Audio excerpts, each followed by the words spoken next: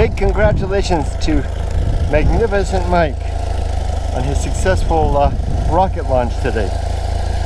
An amazing feat of engineering and bravery. Dare I say humanitarianism. I dare say that.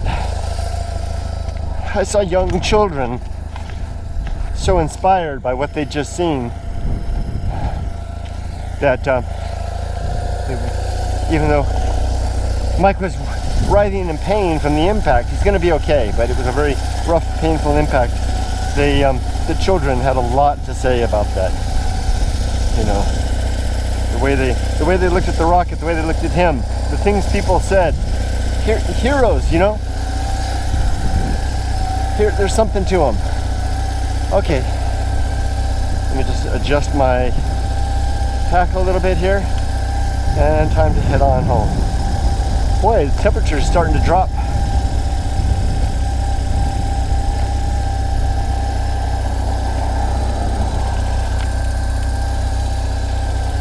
Okay, let me plug this in. Police officer right across the way. Hope he won't get upset at me for recording. I don't think that's a problem. Okay, let's do it. Hopefully I won't fall down.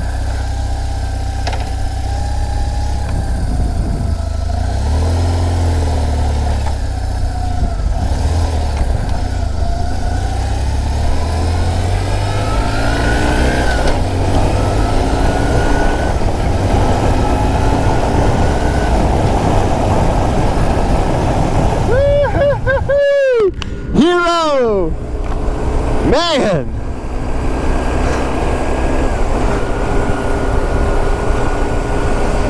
Okay, well now I'm going to do my Good Life meditation for today. Good Life is my daily activity of reminding myself of my objectives and principles so that I can keep myself focused on a meaningful life and a life of making good use of my time toward worthy ends, so that the fact of my being here was a better thing than not. So here we go. I have 6 objectives and 20 principles, and I have a long ride home, 246 miles. So we go, let's do this. But don't worry, I won't take up the whole 246 miles doing this. First objective is to be always ready to die, to live a life where if I check out right now, it would have been worthwhile. A very worthwhile good time. Not a good time like a fun time, but good time. Goodness. Goodness being defined as making the world a better place in objective, tangible ways for as many as possible. Objective improvement of things like, you know, clean drinking water, comprehensive education for everybody,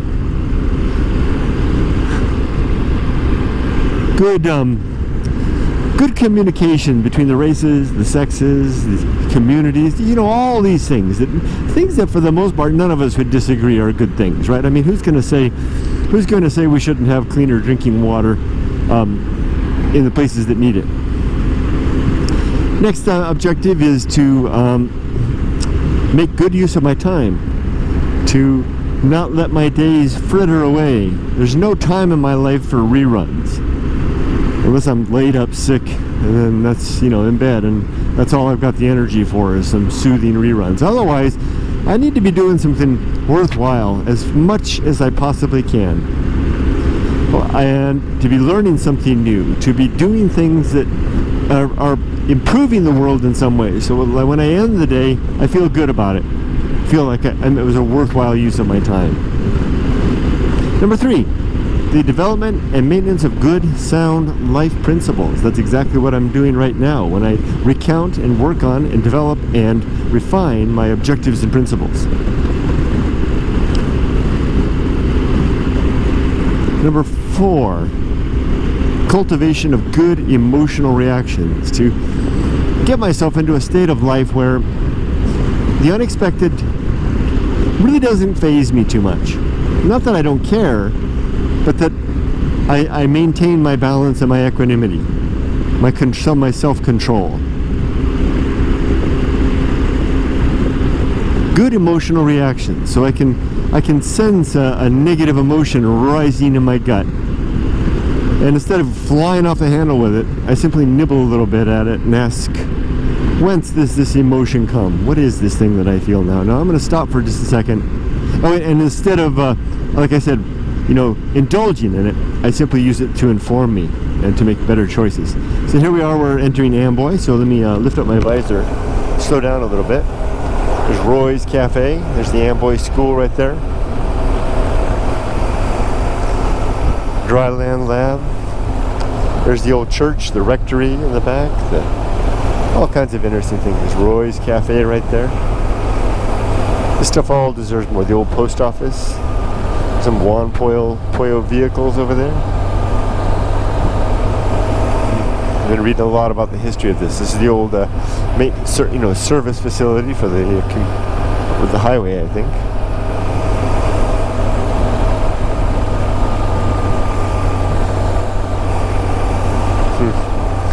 I need to come back and spend more time here.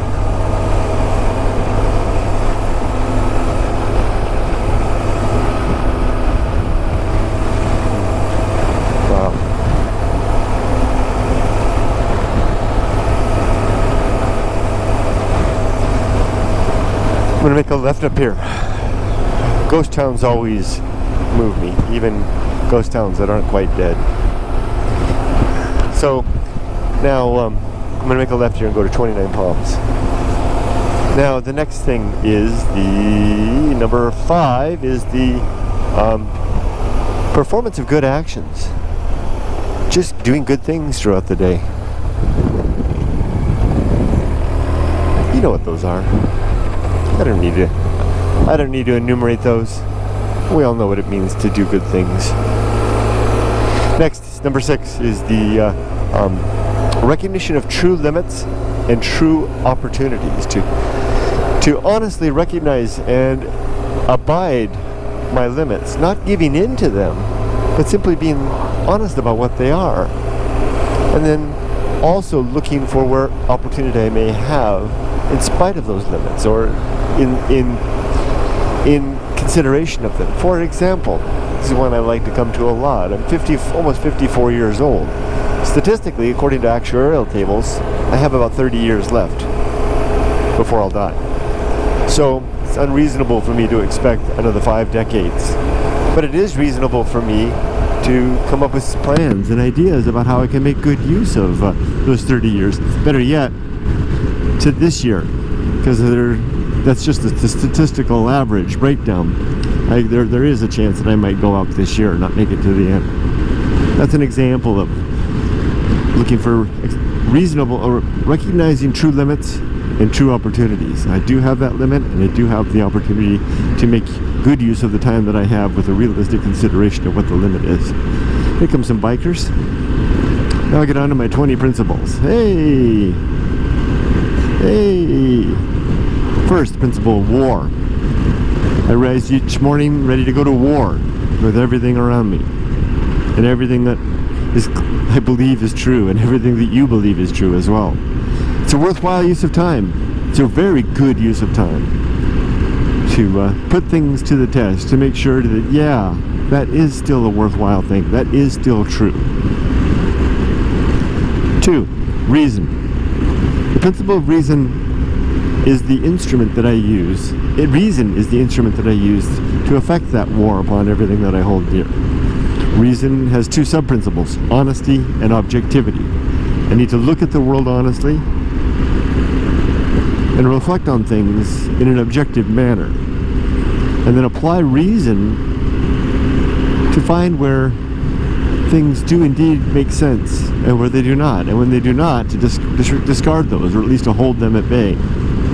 And when things do make sense, then to tentatively hold them as true. Tentatively. Next is number 3, the homunculus. A homunculus is a word that simply means a little man or a woman. And typically the image is a little man or woman that's living inside something, for example, inside your head. I use this in place of a concept of a soul, which, you know, brings along lots of supernatural baggage. Now, of course, I don't think that there is any little man or woman inside my head. It's just my consciousness, which is a kind of it's an emergent quality of my brain, an instantiation of a sense of self and a sense of, you know, self-control that almost has a place. You can almost feel it behind your eyeballs looking out. So I use the homunculus to remind myself that when I die, that thing, that consciousness, for all intents and purposes, every evidence seems to indicate that it dies as well. Nothing survives our death. There will be no eternity after life is done. No immortality in a theme park, one naughty or nice. No reincarnation, apparently, unless you consider reincarnation to simply be the reuse of our materials and energies by other animals. Next is the home of good and evil, number 4. Good and evil are things that are held, they're opinions held by the homunculus, and they reside then in our head with the homunculus. There is no real good or evil out there floating around in the universe. There's no looking out at these mountains. You can't find good, you know, engraved on the stones, or evil lingering in the valleys, unless you consider perhaps the kind of a mandate that life seems to have just to stay alive and to make more of ourselves. That's kind of a goodness that's just part and parcel of being life. But I'll come to that next one. Actually, that's the very next principle, which is purpose. Life doesn't seem to have any objective purpose. So with the exception of the mandate of life to simply stay alive as long as possible and to make more of ourselves and to get them to maturity and viability so that they can carry on our seed. Sounds biblical, eh? So outside of that principle, outside of that purpose, I've gone ahead and made up my own. And my purpose boils down to one thing: to live a virtuous life, to be a virtuous man, to be a man who lives his life pursuing the improvement of well-being, like I said before. That is my purpose. That is a good use of time. Next is, that's 5. Number 6 is the atomic principle. Everything in the universe is made of bits and pieces, flowing and changing and forever transforming. See all this desert here, this dry lake bed? It's just all dust. It's salt and dust and grit and sand from ages and ages of lakes and rivers and basically what do you call it? Erosion. So too you and I. Look at that water.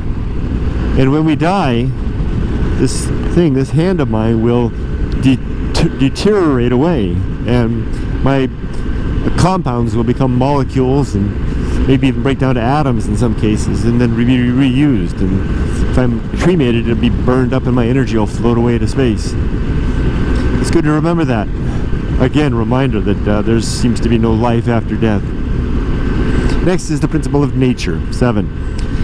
Everything in the universe has some particular nature, and it's good to recognize what that nature is so that we can live in accord with it. For example, it's in the nature of these people to be looking left and right as they prepare to cross, and I need to make sure that that I'm watching them, because it could be part of their nature to step in front of the car. Well, so what other natures are there? That's a simple one. We take that one for granted. We don't even have to think about it. But what about when we're at work and we're in a meeting? Hold on. When someone in the meeting, is acting up. Well, I'll bet you, if you work with that person a lot, that's a character trait that we're aware of. So why would we be surprised if they're acting up in a meeting? If we can just know that's who they are and how they act, wouldn't it be better to go into the meeting and catalog in your mind the nature of each individual in the meeting, and then do nothing more than expect that nature and have a way to handle it? Yeah, that's a better way to handle it. So and so too throughout life, all kinds of things we can recognize the nature of things. It's the nature of this road to be long and twisty and remote. If I break down out here, I'm kind of in trouble. the nature of this desert to be flat and hot and desolate and deadly to life. What else could there be? It's also the nature of this place to have flash floods intermittently. You could cross right there, for example, or right up here. Good to keep that in mind too. Next, the principle of maturity, number 8. Maturity has 2 sub-principles, wisdom and fortitude. Maturity is that state where we have the benefit of our hard-won wisdom through the many mistakes we've made along the way, or the successes as well. Success bears out wisdom as well, and are able to leverage that in the future to make better decisions. Couple that with fortitude, which is the ability to persevere towards a worthwhile or not worthwhile. You can have fortitude in the wrong direction, but it's basically the ability to persevere. And if you can couple fortitude with wisdom, then you become kind of a superhero. It's a rare person that can do that at a young age. I mean, you can teach young people to have fortitude, but they may not be that wise. They make it lucky, but it's also possible to be wise without having fortitude. So you know better, but you still do the wrong thing.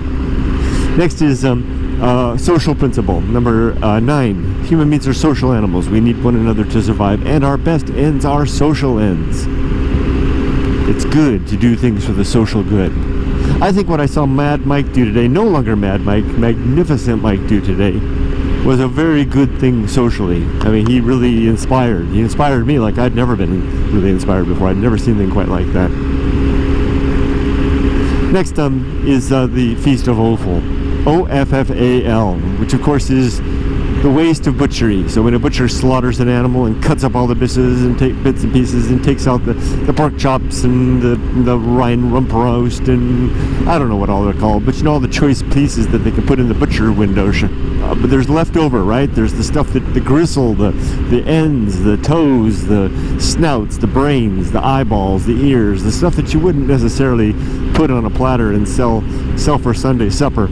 You can take that stuff and maybe make some good use of it, but for the most part, most people wouldn't want to eat it if they just saw what it was. Grind it up into a hot dog, maybe they will, but if you just serve it on a plate, sorry, I'll pass on the pork ear. Not my thing. But you know what? There's another type of offal, and that's the offal that we give out in the course of our living when we live in an unprincipled, undisciplined manner. We give out all this waste and byproducts of poor choices and not having discipline and not utilizing our wisdom or maintaining fortitude or being able to recognize what the nature of circumstances are so that we're not ambushed when something goes weird. And guess what? We get upset and we let the whole world know. We fly off the handle and yell and have a tantrum, maybe in a meeting, maybe with our family, maybe all by ourselves, maybe at a stranger on the road, whatever the case may be. But that's a bad thing. And when we do that, guess what? It's funny. Unlike the butcher's offal, where we wouldn't eat a butchered animal's toenail off the block, we do have this way of consuming one another's offal of our upset. So somebody is at work and they're in the meeting and they're not being very mature. They're being kind of a big baby, or just they're just upset or whatever it is their feel is. Why is it that we will pick that up, swallow that in, and let it upset us in turn, make us sick? And then guess what? We're giving out our offal and making the world a worse place. It's a strange thing. That's why I call it the Feast of Offal, because unprincipled, undisciplined living leads to more unprincipled and undisciplined living on a part of ourselves and others. So what I recommend is to not consume that feast, and better yet, not give it out on our own part. That's through temperance and the recognition of nature and basically we're living in alignment with our objectives and principles. And it is possible. You can really do that. Next is number 11, temperance, and that's how you do it. Temperance in 3 sub-principles: suffering, simplicity, and apathy. Temperance is our ability to control our consumption of all things: food, drink, work, play, sex, whatever the case may be, indulgence in TV, politics, whatever it is that you do. If you overdo it, the remedy is temperance. And that help, because we tend to do that. We tend to distract ourselves from all of the fact of this great empty universe that doesn't seem to give a damn. We distract ourselves by finding all kinds of things we can do to fill our time and occupy our time and make us feel like the world has meaning for us. But that's a waste and not a very good use of resources, and tends to be a rather immature way to live. Now here I got some nature going up here. There's a car on the side of the road, and it's the nature of other cars to move out of the way. So fortunately there's no others coming. It's also the nature of these things for people to come out on the road. Looks like they're okay. They're just hanging out, I think. Looks like she's taking a leak. Maybe. So oh gosh, that's what. So the temperance has three sub-principles: suffering, simplicity, and apathy. Suffering, because when we deny ourselves what we want.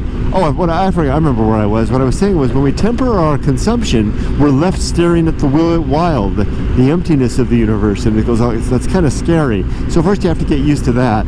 Be okay with that. And then you might be able to do that. Otherwise, you're going to you'll fill yourself with distraction. You'll occupy your life with distraction from cradle to grave. So suffering when we deny ourselves what we want, by nature we're going to suffer a little bit, because heck, we wanted it. Simplicity. A simple life is by definition a temperate life, and it's a nice way to exercise temperance and make it a part of our life by just choosing a simple life.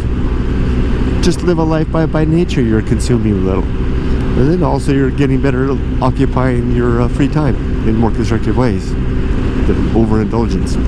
And apathy. Apathy is a word that has a bad rap. It's actually a virtue. I mean, of course you can be apathetic. There's a negative sense to it too. You can be apathetic towards the suffering of others, which is not a good thing. But maybe it is if you can't do anything about it, right? I mean, but we can cross a line there and say, well, you're upset, and your indignation may cause you to do something. That's true. So that's a distinction. But for the most part, for example, there's not much I can do if my bike breaks down right now. Like I said before, I get a flat tire, for example. There's no sense in me getting upset about that. I'm apathetic towards it. I simply safely try to pull myself to the side of the road and deal with the problem. No reason to scream and curse and upset all live long day. Likewise, if it suddenly starts raining on me, or if you're really good at this, I mean, like a Stoics, you can be apathetic towards the death of your loved ones. But that requires a master class. I'm a long ways from that. I don't know. The Stoics talk a lot about that. I don't know I don't know if I can ever get there. And maybe that's a good thing. So there we go, temperance. Suffering, simplicity, and apathy. Number 12 is agency and the great indifference. Anything that's alive is an agent. These plants are agents. You and I are agents. This little Dolly thing on my windscreen, that yellow thing, is not an agent, even though it kind of looks like an agent. And anything that's alive exerts kind of there's a comforting factor to it, even if it's a plant. There's something about it. There's kind of life likes life in a way. It's kind of comforting to be around other living things. I mean, doesn't it feel good to walk through a rainforest, assuming the spiders aren't too big? In some ways, it's much nicer than a barren desert, unless you like that sort of thing. I kind of do, because the desert offers, in contrast to agency, it offers indifference. That cold face of nature that doesn't care. And I'm kind of enamored of that, because I've learned a lot from it, and it's helped me to be a better man and to develop my principles and objectives. So that's what I contrast: agency and the great indifference. And the great indifference, it becomes great when you can kind of compile it all together, a whole indifference of the universe. It's really a universe without God, recognizing that the universe seems to be indifferent about our well-being, our welfare, or our suffering. And so if you want to have comfort and peace and fraternity, you need to, and sorority, you need to seek one another, find that with each other. So I highly recommend coming to places like that, like those mountains, the Sheephole Mountains. That's a badass mountains right there. There's lots of indifference in there. I haven't been in there yet. But every time I drive by, I'm like, whoa, whoa, whoa. And then if you come to a place like that and see what's out there. You got to come alone, because the fact of going with someone else brings too much agency with you. If you come away with that, maybe experiencing that great indifference, that might kind of rob you of some of the illusions that you might have had about what the world really is like, and help you to set up values and objectives in better alignment with truth. Next, number 13 is the best seat in the house. To not want to be anyone else, be anywhere else, or be doing anything else, but to be okay with just who I am, where I am, and what I'm doing. It's a tricky thing to do. It doesn't mean to resign yourself to not trying to get better. It just simply means to be, I'm okay with where I am right now, even if I'm stuck at the side of the road with a flat tire. Meanwhile, I'm working to improve that situation.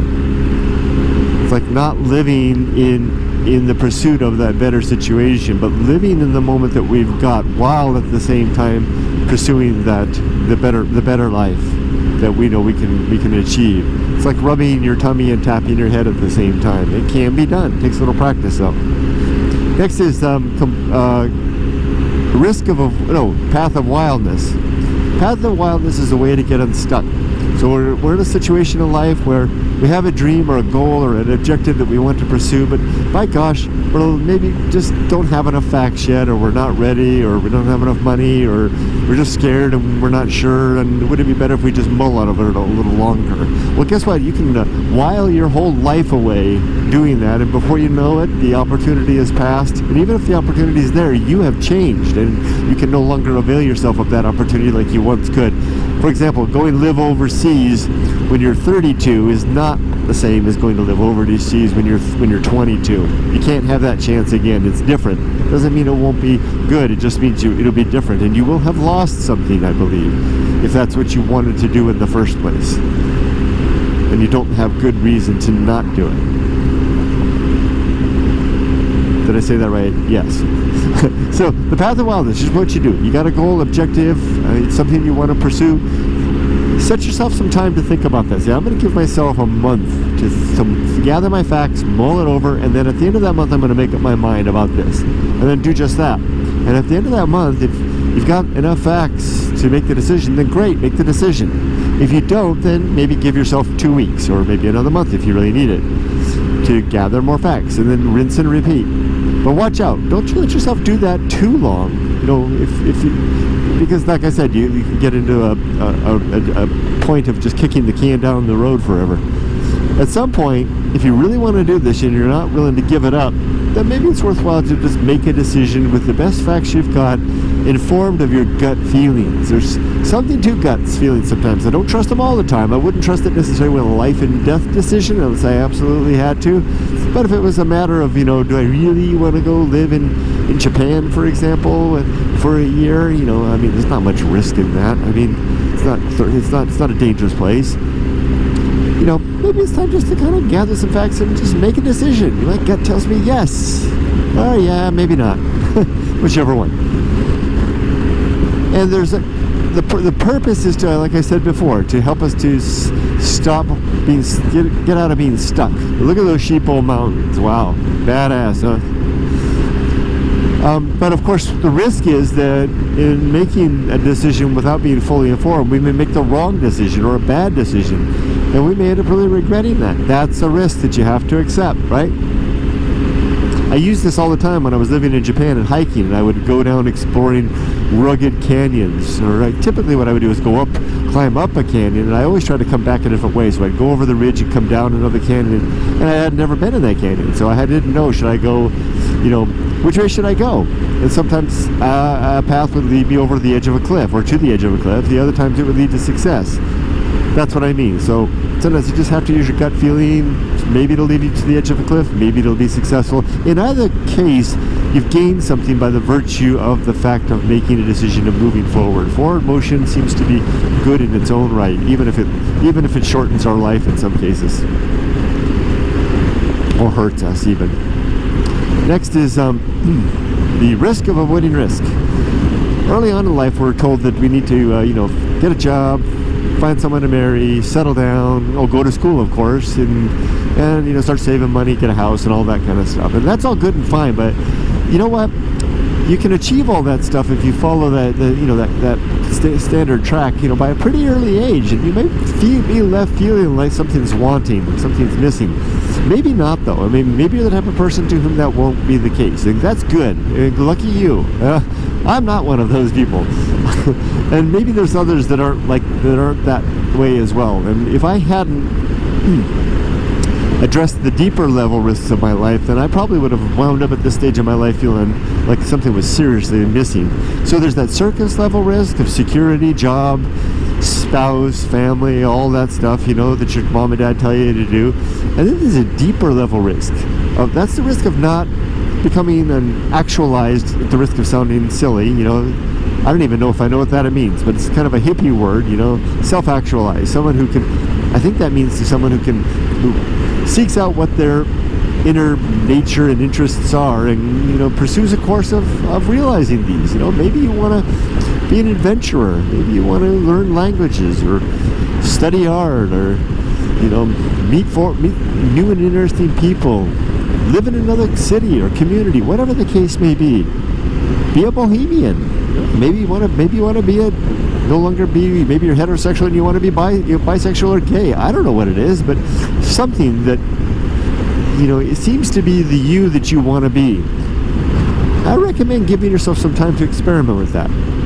Preferably your 20s, when you can more easily recover from mistakes, and also you have a lot to gain from the successes. And so I would say, when you're 20s, the advice I give my daughter is go as far as you possibly can with education. Get a master's degree if you can. And then, maybe that'll take you to 25 or 26 years old. And then, go out and see the world. Whatever it is you want to do. You want to live in New Orleans, in the what is it called? That cool district where they all live, the music jazz district, whatever it's called.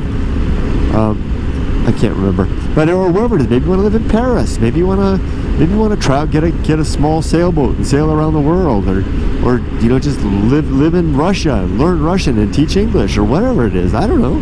Just do that thing, and then experiment. Try out different things. Make a lot of mistakes. Mistakes are your friend in your 20s, especially if you can develop a thick skin to live with them, and to learn to adjust to that, and to be comfortable with making mistakes. It'll serve you well, and learn to communicate well too.